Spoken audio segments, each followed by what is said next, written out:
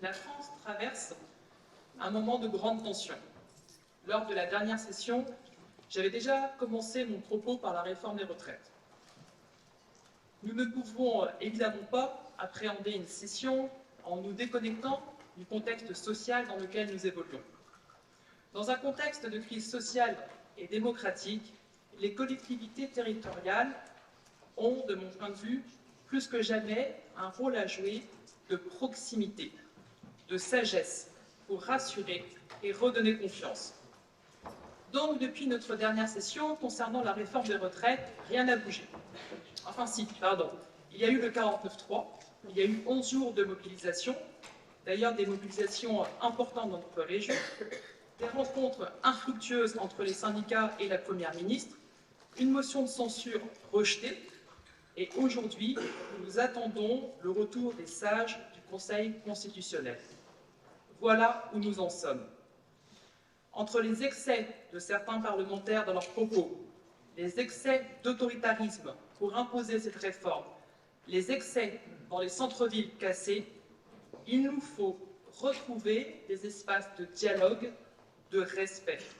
Monsieur le Président, vous vous êtes exprimé pour demander la restauration de la paix sociale par le rétablissement du dialogue. Et au nom du groupe social-démocrate, nous vous remercions d'avoir apporté une expression d'apaisement en tant que président de la région Bretagne. Merci de rappeler la nécessité de restaurer le dialogue. Le dialogue est une marque de respect, mais aussi de confiance. Quand il est bafoué, il ne faut pas s'étonner que le mécontentement laisse place à la colère. Et comme toujours, la colère est une brèche dans laquelle s'engouffrent des comportements déviants. Et j'en profite pour apporter mon soutien aux élus de cet hémicycle qui ont eu à supporter de véritables scènes de guérilla urbaine.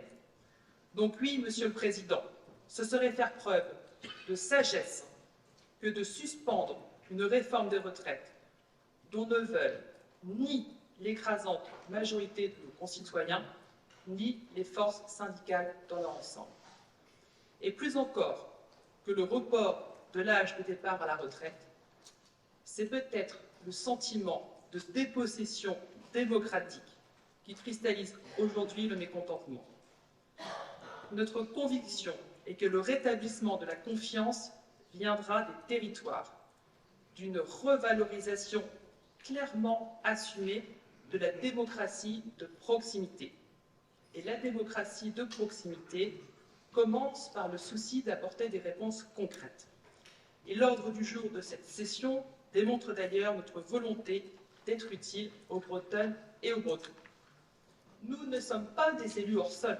Parmi nous, il y a des agriculteurs, des chefs d'entreprise, des enseignants, des artistes et beaucoup d'élus locaux, de terrain, il faut le dire, sont en première ligne. Nous sommes quotidiennement confrontés à des situations de grande fragilité professionnelle, à des familles qui nous interpellent sur leur difficulté à se loger, à se déplacer, à des jeunes qui n'ont plus confiance en l'avenir, à des familles monoparentales isolées. Et nous mesurons la nécessité de rassurer, de proposer des réponses pour apaiser aujourd'hui et des réponses pour que face aux crises, nous soyons le moins déstabilisés possible. Vous l'avez rappelé, Monsieur le Président, ce sont 350 000 personnes en situation de pauvreté en Bretagne, soit plus de 10% de la population totale. Nous sommes donc utiles en impulsant un plan de refus de la misère et de la précarité qui marque notre volonté de contribuer de manière la plus efficace possible à la lutte contre ce fléau. Alors certes, la vocation première de l'échelon régional n'est pas d'intervenir dans le champ social, d'autres que nous le font très bien, et nous ne disposons plus de la clause de compétence générale. Il n'en reste pas moins que nous avons la main sur de nombreux leviers qui peuvent puissamment contribuer à une réduction dans la durée du niveau de précarité globale dans notre région. Le document qui nous est soumis formule les 7 droits essentiels de la personne: se loger, se nourrir, prendre soin de sa santé, se déplacer, se former, travailler, favoriser l'accès à une vie sociale, culturelle et sportive. Alors l'idée n'est pas de faire à la place d'eux, mais en complémentarité des dispositifs déployés par l'État, les collectivités infrarégionales et le tissu associatif, avec l'ambition toujours affichée de renforcer les synergies entre tous ces acteurs pour être demain, collectivement, ensemble, plus efficaces. Et je suis bien placée pour savoir comment sur le logement, par exemple, nous sommes utiles en réunissant les acteurs concernés, comment nous sommes utiles en accompagnant les associations qui luttent contre l'habitat indigne. Alors nous aurions pu ne rien faire, rien ne nous y contraignait, mais je rappelle que la pandémie de Covid, puis l'explosion des prix, ont concouru à fragiliser un nombre croissant de nos concitoyens. Il était donc de notre responsabilité d'agir pour améliorer la situation. Au nom du groupe social-démocrate, je veux saluer l'investissement de notre collègue Régine Bouet sur ce dossier qu'elle a porté avec beaucoup d'énergie, de perspicacité et, je veux le dire, de sincérité. Et je note en passant l'attention très favorable, je cite, portée par le Césaire sur ce document, et j'en profite pour saluer son président assidu à nos débats. Nous serons aussi utiles à nos concitoyens en validant cette stratégie régionale des transitions économiques et sociales, SRTES, qui nous est soumise. Son ambition est, je cite, tout entière orientée vers le bien-vivre des Bretonnes et des Bretons, qui sont par construction les bénéficiaires finaux de l'action collective. Rappelons ce dont il s'agit d'intégrer 3 schémas distincts pour penser de manière systémique les questions de développement économique, d'emploi, de formation et d'orientation professionnelle, de recherche et d'enseignement supérieur. Rappelons aussi sa dimension novatrice. Nous sommes, à ce jour, la seule région française à disposer d'une telle stratégie intégrée. Le fruit d'un rapprochement, j'aurais pu ne pas le dire, mais ça me permet d'avoir une pensée pour Georgette Bréard, le fruit d'un rapprochement entre le CPRD-FOP, le SRDE2I et le SRESR. Merci. Et enfin, saluons l'effort de concertation réalisé pour parvenir à ce résultat. Parce que la CRTES, il faut le dire, est bien une co-construction de près de 1 an et l'aboutissement d'un dialogue social réussi avec près de 300 acteurs du territoire, c'est à souligner. Donc, ce qu'il faut retenir, que ce n'est pas la stratégie seulement du Conseil régional, mais c'est bien celle de la Bretagne dans son ensemble. Un grand merci à nos collègues vice-présidents Laurence Fortin, Foroudadka et Olivier David pour leur engagement de chaque instant en faveur de ce beau projet. Pour conclure, je voudrais avoir un mot, ou plutôt 2. D'une part, sur la situation de la filière halieutique et un mot sur nos services hospitaliers. Monsieur QF n'est pas attentif, mais je vais parler de lui, il est juste à côté de moi, je n'ai aucun doute sur le fait qu'il m'écoutera quand je vais le citer. Le plan de sortie de flotte et l'explosion du coût de l'énergie place la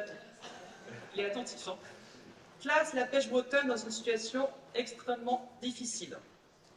Et nous sommes sensibles aux manifestations de détresse qui s'expriment actuellement. Et nous sommes solidaires d'un secteur d'activité qui est au cœur de notre ADN régional. Et vous avez eu raison, Monsieur le Président, de redire votre conviction que la pêche a un avenir en Bretagne. Oui, la pêche a un avenir en Bretagne si nous sommes capables de négocier le virage de transition, de la décarbonation, de la valorisation des produits de la mer. Et donc, je cite notre collègue Daniel Cueff, qui a eu l'occasion de le rappeler dans une très belle tribune convaincante cette semaine. Il faut sortir d'une logique binaire consistant à sacrifier les pêcheurs aux poissons ou l'inverse, pour défendre une 3e voie fondée sur la gestion stratégique de la ressource et de la biodiversité.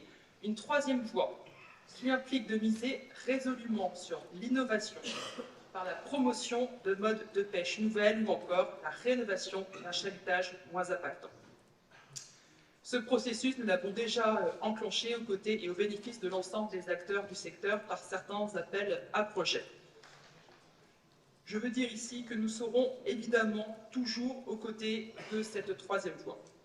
Et enfin, je voudrais conclure par un autre sujet d'actualité qui est particulièrement préoccupant pour notre région. Il s'agit de l'inégalité de l'accès aux soins. Je veux rappeler au nom du groupe social-démocrate, mon attachement à notre maillage de petits centres hospitaliers, qui sont les pivots d'une offre de soins au plus près des territoires et de leurs habitants, une fois encore en proximité. Alors on sait l'inquiétude aux conséquences de la loi RIST, mais surtout, suite à la diffusion du rapport du professeur Yville, qui préconise la fermeture, ni plus ni moins, d'une centaine de maternités de proximité. Il faut que ce soit dit et il faut que ce soit répété avec force, la perspective de concentration des services de santé dans les centres hospitaliers universitaires des métropoles n'est pas pour nous et ne le sera jamais une option acceptable. D'autant plus que les habitants de ces métropoles eux-mêmes n'ont pas accès de façon satisfaisante à ces services de soins. Le combat mérite vraiment d'être mené pour une garantie d'accès à des soins de qualité partout en Bretagne, de Redon à Carhaix, en passant par Landerneau et Ploermel, Guingamp, Lannion, Rennes, Brest et Paimpol. Parce que la promesse d'égalité républicaine se mesure aussi à cette aune et qu'on ne doit jamais transiger avec nos valeurs au nom de considérations comptables ou technocratiques. Je vous remercie.